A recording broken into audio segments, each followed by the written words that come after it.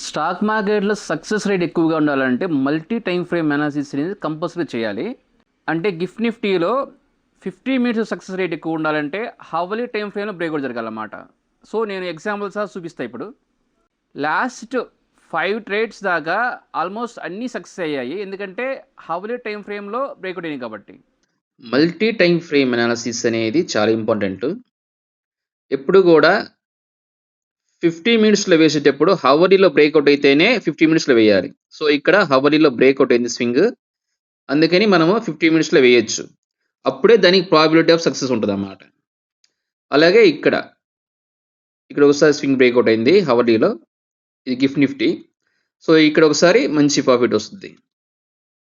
అలాగే ఇక్కడ ఒకసారి స్వింగ్ బ్రేక్‌ఔట్ అయింది. కానీ మీరు 50 మినిట్స్‌లో చూసారంటే అది ఓన్లీ 1 క్యాండిలే బ్రేక్‌ఔట్ అయింది. దాని కంటిన్యూస్ కాలేదన్నమాట. సో, అందుకని ఇది ఫెయిల్యూర్ అన్నమాట. ఇది బ్రేక్‌ఔటే ఫెయిల్యూర్ బ్రేక్‌ఔట్ అన్నమాట. సో, నెక్స్ట్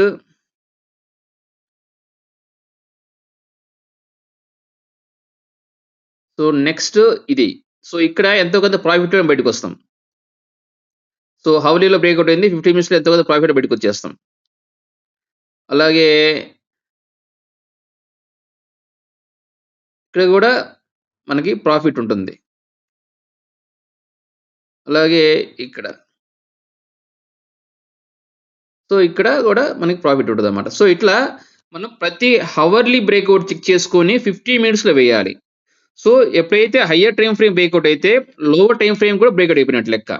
సో, అందుకని మనం హవర్లీలో గిఫ్ట్ నిఫ్టీ చెక్ చేసుకొని 50 మినిట్స్‌లో ప్రాఫిట్ తీస్తామన్నమాట. సో, అది చాలా పవర్‌ఫుల్ టెక్నిక్ ఇది. దాన్నే మనం మల్టీ టైమ్ ఫ్రేమ్ అనాలిసిస్ అంటాం. సో, మన హయ్యర్ టైమ్ ఫ్రేమ్‌లో కన్ఫర్మేషన్ ఇస్తే లోవర్ టైమ్ ఫ్రేమ్‌లో మనము స్వింగ్ బ్రేక్‌ఔట్ కన్ఫర్మేషన్ తీసుకొని అక్కడ ఎంట్రీస్ ఇస్తామన్నమాట. సో, ఇట్లా మనం మల్టీ టైమ్ ఫ్రేమ్ అనాలిసిస్‌ని కంపల్సరీ చేయాలి. అలా చేస్తేనే మనకి ప్రాబబిలిటీ ఆఫ్ సక్సెస్ ఎక్కువగా ఉంటదన్నమాట. సో, సక్సెస్ రేట్ ఎక్కువగా ఉండాలంటే హయ్యర్ టైమ్ ఫ్రేమ్ కూడా సపోర్ట్‌లో ఉండాలన్నమాట. సో, ఇంట్రాడేకి 50 మినిట్స్, 1 అవర్ కాంబినేషన్ చాలా పవర్‌ఫుల్‌గా ఉంటది. సో, 1 అవర్‌లో బ్రేక్‌ఔట్ అయితేనే 50 మినిట్స్‌లో వేయండి. సో, అలాగే పొజిషనల్ ట్రేడింగ్‌కి అంటే స్ట్రాటజీ 4 అంటే స్వింగ్ పొజిషనల్ స్ట్రాటజీ ఉంది కదా! ఈ స్ట్రాటజీ కూడా నేను డెఫినిట్‌గా స్టాక్స్‌లలో డైలీ టైమ్ ఫ్రేమ్‌లో కన్ఫర్మేషన్ ఇచ్చాకే హవర్లీ టైమ్ ఫ్రేమ్‌లో వేస్తాను.